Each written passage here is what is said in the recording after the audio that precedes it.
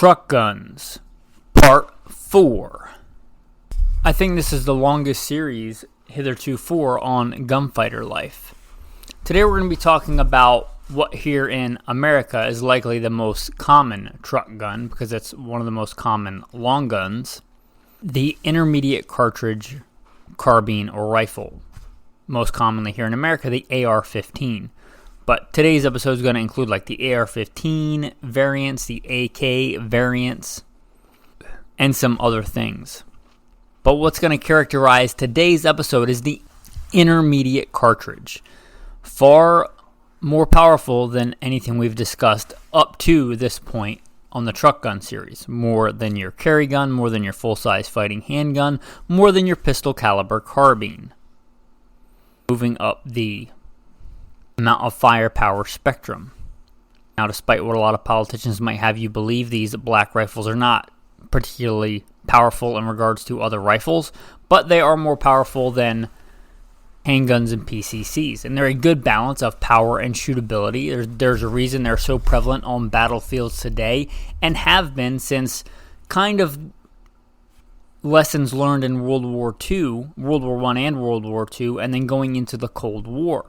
The intermediate cartridge has become a thing, and there's a lot of reason for that. Shootability, portability, the ability to carry lots of ammo, and because of that, especially here in America, economy of scale. That caliber, the 5.56, and we'll talk about other calibers, but the 5.56 and the 7.62 by 39 have become very affordable, very available. The guns, the AR-15, the magazines, right? They, even with inflation, especially if you take away inflation, a good AR-15 today is way more affordable than they were in the 80s, in the 90s.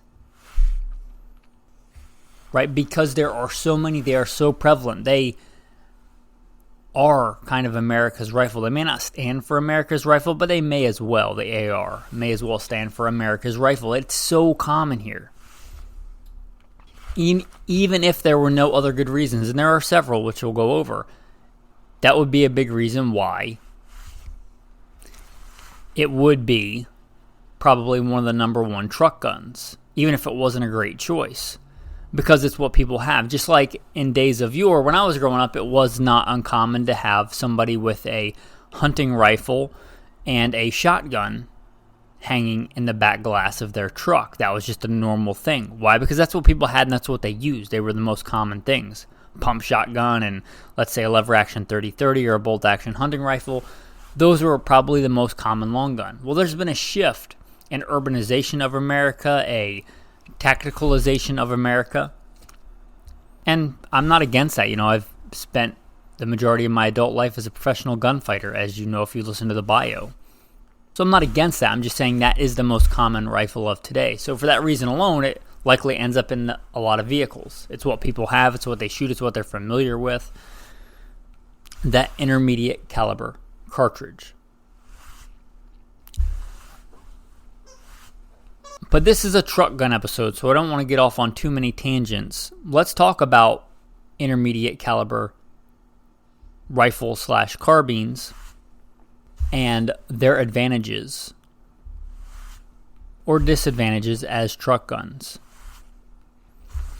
Again, they're readily available, they're affordable. There's been a lot of innovation, especially on the AR-15. So easy to mount optics, right? When I went to war in Iraq, Marine Corps Infantry, our first tour for the initial invasion, we had iron-sighted M16A2s. We've come a long way since then. Most A.R.s that you're going to get today are going to come with a flat top upper, the ability to mount good quality modern optics, which is a good force multiplier. You can still rock the iron sights if you want. I love iron sights. And I think a good rifleman should know how to shoot with iron sights. But an optic is a force multiplier. The ability to easily mount good optics. That's a big deal. That's a lot of innovation. The modularity and even if you're just talking about the, at this point dated quad rail, but was kind of revolutionary for its time, whether it's a quad rail or you're on Team M-Lock or Key Mod or whatever. It doesn't really matter as much as marketing hype would have you believe. As long as you can mount a white light on it and whatever accessories you want, like a sling attachment point, which can literally be a piece of 550 cord, there's a lot of utility there as opposed to the old just regular handguards. The free float thing is nice, maybe or maybe not necessary for a truck gun, but the ability to mount a white light and things like that, right? That's a big deal. That's a lot of advantage. There's a lot of utility for a white light in kind of common defensive scenarios with a carbine. And here also for the truck gun. Don't use it to change your tire on the side of the road while it's attached to your gun, but you get a lot of utility with that and the modularity. There's a lot of advantage there. One of the most accessorizable guns. What do they call it? The Barbie for men. It's kind of funny, but the point is you can buy the Barbie Jeep and the Barbie Dream House for your AR. You can go crazy with that thing if you want. I would say there's kind of a temptation to go a little bit too crazy. I think you need a good reliable AR, a good optic, good backup iron sights, a good sling, a good white light, and you're ready to rock and roll. Oh, good magazines, I guess I should mention that. But the ability of them, the ability to have so many good options and good aftermarket options and aftermarket good magazines, even better than the military ones. Unless you're talking about the Marine Corps, switch to the PMags, which is pretty awesome. But you get the idea. They're affordable, they're available, they're customizable as far as the AR-15 goes. If you talk about the AK variants, well, what's awesome about these? Well, I don't want to turn this into an episode on the 5.56 versus the 7.62x39. I've done episodes like that, the AR versus the AK. But I think for this application, and in general, if I'm being honest, if I'm looking at the numbers and the data, the 7.62x39 is a better intermediate cartridge, period. It has its disadvantages. It's not as lightweight, right? It's not as high velocity, which does have its own advantages. But I think as far as a best all-around intermediate cartridge, the 7.62x39 is better. You get that with the AK, unless you're getting an AK in some other caliber, but I'm talking most common. You get that 7.62x39. Better barrier penetration, which, again, if it's a truck gun, it's likely that you'll have to shoot out of your vehicle, like through your vehicle, and or into somebody else's vehicle. I think the 7.62x39 is better at that. I think it's a better cartridge for that. It has more mass. About the most common 5.56, 55 grain. If you're talking a little bit heavier, 62 grain. If you're talking about the massive Mark II 62 at 77 grains. Okay, the old school, what the AK has been using for decades and decades and decades, what radical Islamic jihadists have been using to try and kill Christians. You're talking about run-of-the-mill 7.62x39. It's 123 grain, 122, 123 grain. It's a bigger bullet. Bigger bullet, more mass, moderate velocity. That tends to penetrate well. It has its advantages.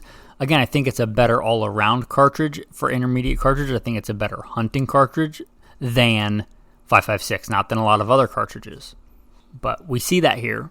I think it has some advantages here. You also get the advantage of the AK. The AK, again, is prolific on the battlefields, from radical Islamic jihadists trying to cut Christians' heads off with dull knives. It's a world that we live in. Let's not forget that there are people like that. To, sadly, child soldiers in Africa, to people fighting in the Ukraine on both sides, right? The AK is prolific. It's battle-proven. If there ever was a battle-proven firearm, it's the AK-47. From jungles to deserts to... is there an environment that it hasn't served in? Maybe Antarctica? Right? It's a battle-proven weapon. So you get that. You get that. Another thing that categorizes this class of weapons, standard, not high capacity, standard magazines are 30 rounds, right? 30 and 30. Might argue the original standard for the M16 was 20 rounds, and I like 20 round mags for a lot of reasons. But either way, high capacity. So you got that going for you. You have a fair amount of firepower. They're very shootable. That's one of went to intermediate cartridges as opposed to full-powered rifle cartridges, they're more shootable. You get less recoil compared to a full-house rifle cartridge like a 30-06 or a 308. Very good balance of firepower versus mobility. If it's doubling as a bug-out bag gun, a bug-out gun, then yeah, that plays a factor. Also, going back to the AK-47, one of the big disadvantages you might get here is, like it or not, and I don't think it's fair, but I think that it is, and I'm not here to pee on you and tell you that it's raining. I'm here to tell you the truth.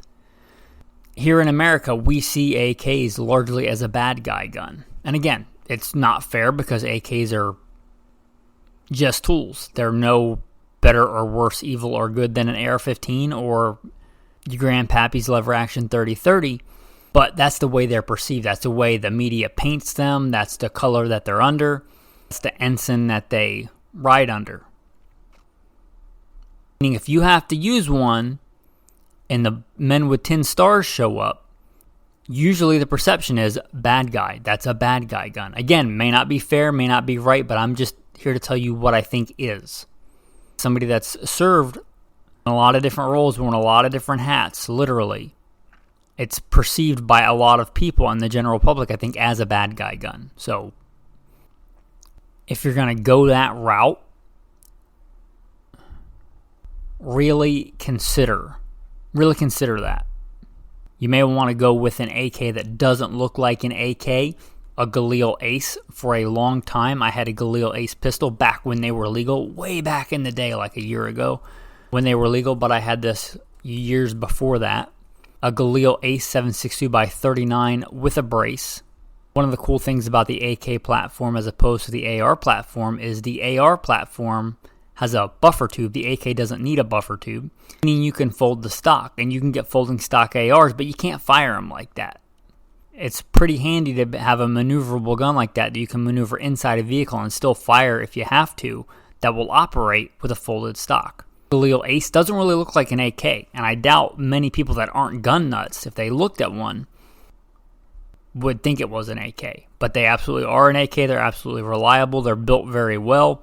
That Galil, especially the pistol, is a good I guess it was a good option when you could get the pistol brace. Now maybe the full size is a better option. But A.R.s doesn't really look like an AK. So if you want an AK that's really good, rock solid, dependable, made to really good standards, and made by an ally, Israel, you may consider the A.R.s.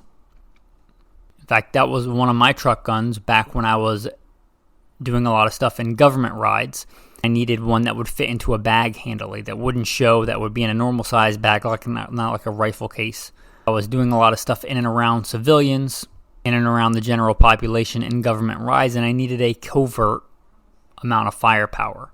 I settled on that A.R.s, and I settled on it in 7.62x39 as opposed to 5.56. Either one would have been okay, but I think, again, in this realm, for me, that caliber has more advantage than disadvantage.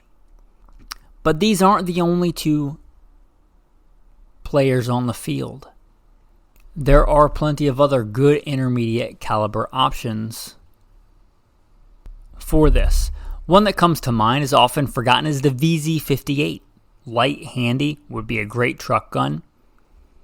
And I recorded an episode, but it hasn't come out yet because there's just been so much other stuff coming out. But on the A.K.s, a great all-around gun. If you're not just into the tactical, urban, suburban, I live in a cul-de-sac, but I'm ready to be Rambo. There's nothing wrong with that. We should watch and be ready. But if you also hunt and you spend a lot of time in rural areas and you want a good balance of all-around carbine, I think the A.K.s is phenomenal. And not when you tactical Barbie it up. When you just leave it the way that it is. A good Narenko, a good Russian-made A.K.s. I'd leave out the Yugo. I'm not a big fan of those. Overly complicated. But a good Russian or Chinese A.K.s. The way that it's made to be a good battlefield infantry rifle. Also a good hunting gun. I've said it before. When I grew up, they were kind of like the poor man's deer hunting rifle. Not because they're the best deer hunting rifle, but because they're affordable and they work. Again, that cartridge, it works. That gun, it works. It works the way that it's designed with 10-round stripper clips. If you learn how to reload a stripper clip, you can reload them pretty quickly. And not as good a battlefield weapon as an AK-47, but the AK-47 is not as good a hunting rifle as the A.K.s in regards to sights and barrel length and a bunch of other things, the way that they handle. So of a good all-around rifle and a good truck gun, the A.K.s, don't forget about it. Also a really good crossover. A really good crossover is in this realm. If you want to stay away from the tactical because of the way it's perceived because of just your lifestyle, whatever it is, or you live in Canada, or you live in New York or New Jersey or somewhere like that, where maybe any of those more modern options are malum prohibitum, you may look at a lever action 30-30. I think 30-30 absolutely is an intermediate cartridge. I think it's America's first intermediate cartridge by a long shot. It's a great round. If you look at it ballistically, it's not the same because you're talking Spitzer bullet versus round nose bullets and things, but ballistically pretty comparable to 7.62 by 39.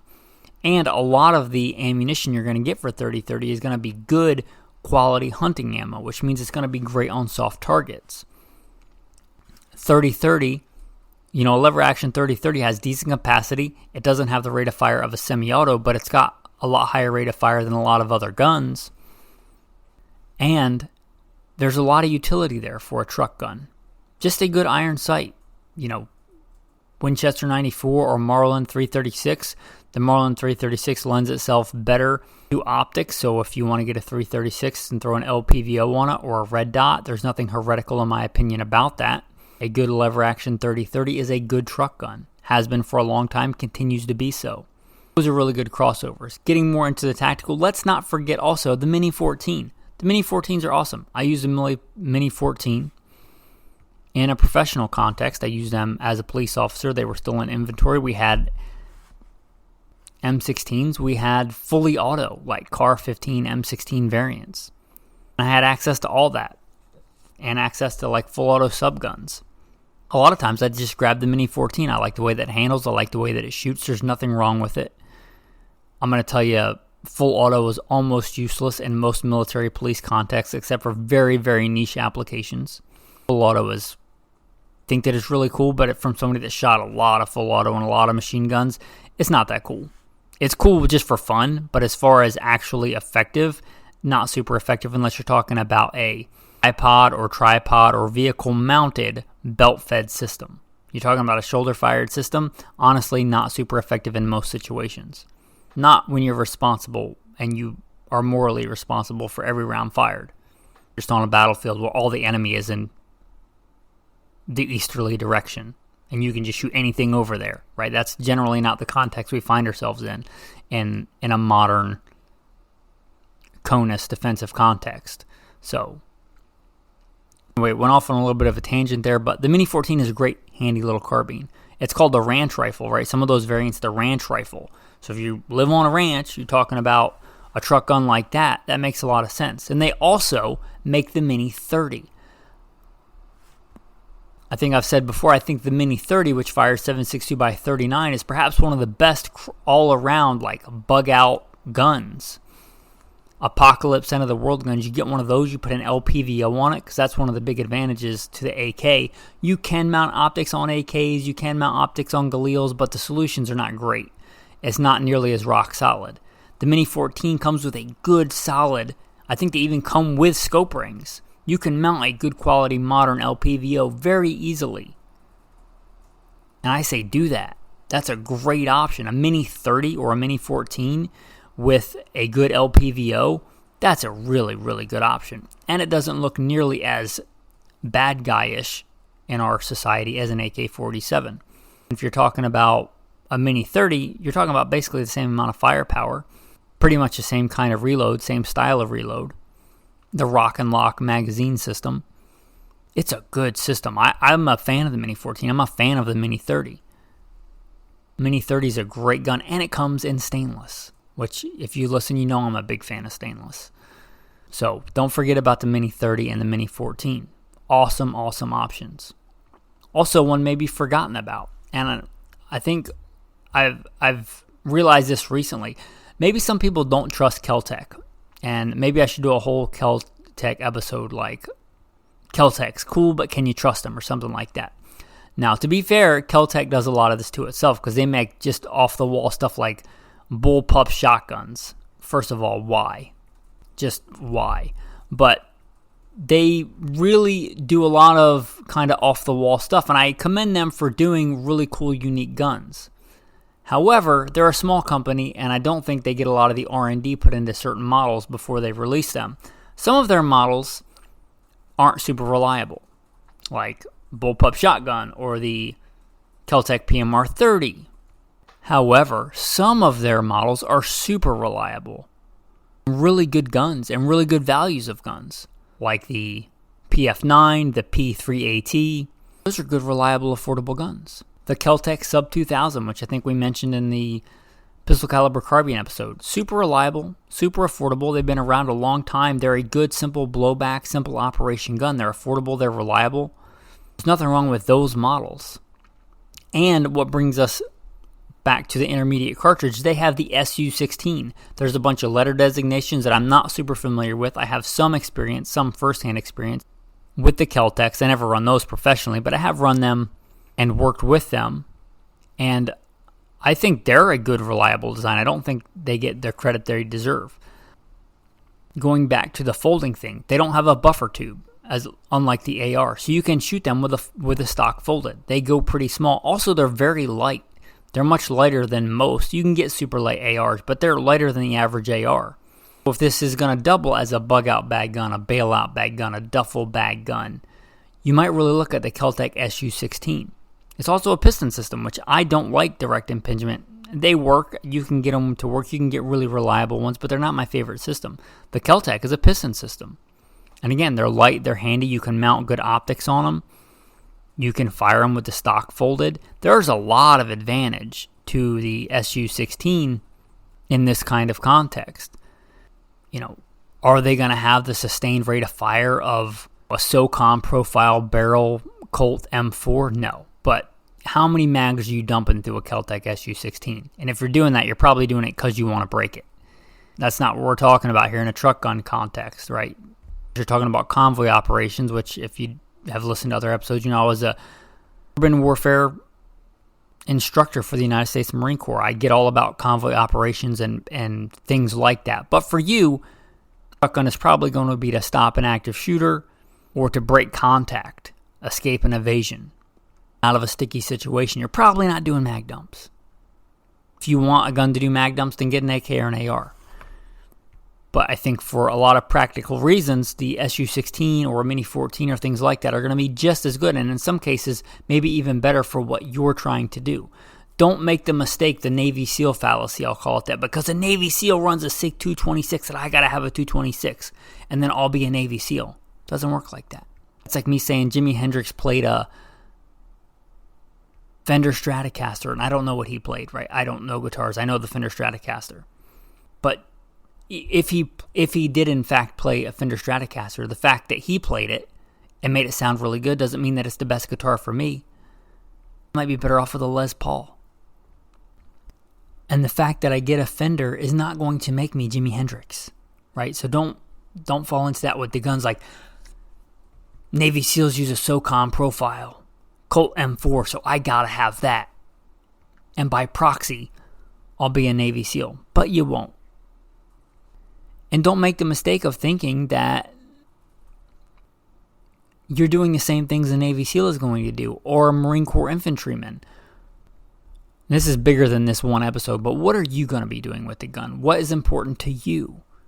Is a folding stock and able to fit it under a seat important to you? Something Navy SEALs and Marine Corps infantrymen and private contractors and special assignments in law enforcement. One thing they have in common is they do look at mission parameters and mission specific stuff. And if they have opportunity, they'll pick gear that is good for that mission.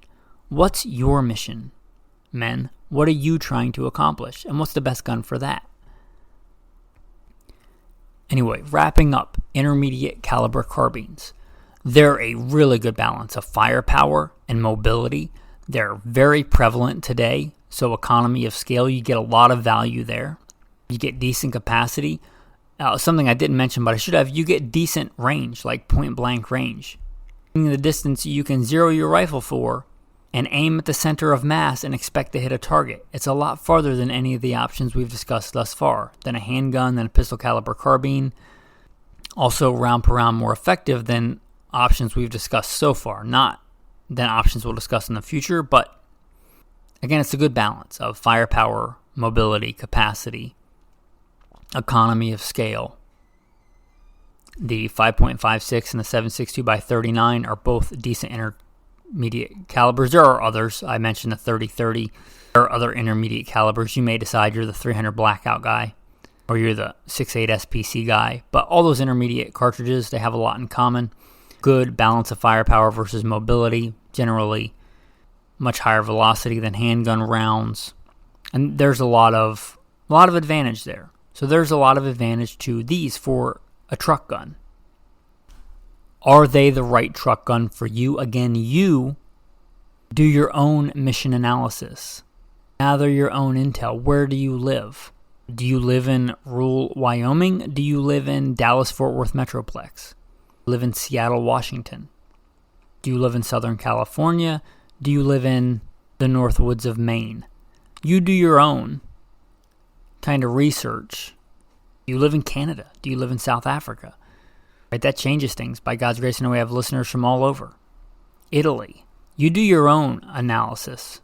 Mission, enemy, terrain. MET-TC. Do your own analysis and figure out what's best for you. Is the intermediate carbine best for you, for your truck gun, your trunk gun? What kind of vehicle do you drive? That's another part of it that goes into your MET-TC. What's best for you?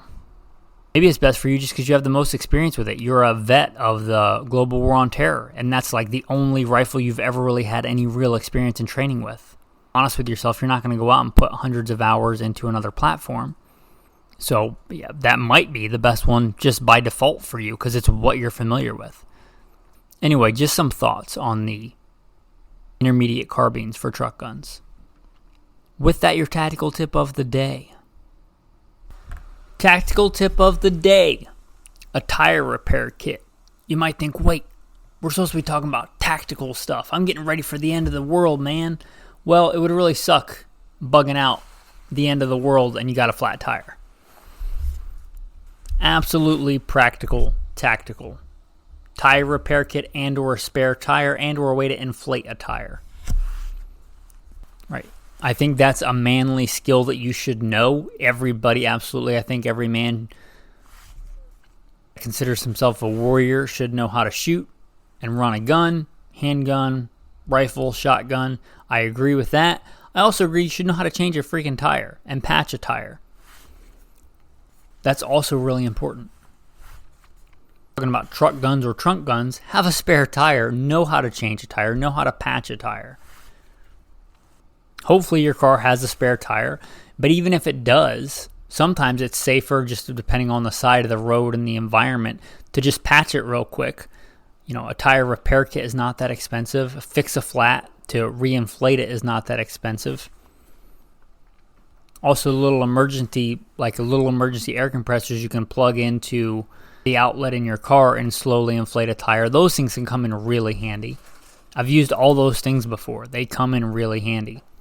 Don't just think about, I got my carbine, I got my bailout bag, and got my gas mask, but you have no way to plug a flat tire. I would say your priorities probably need adjusting.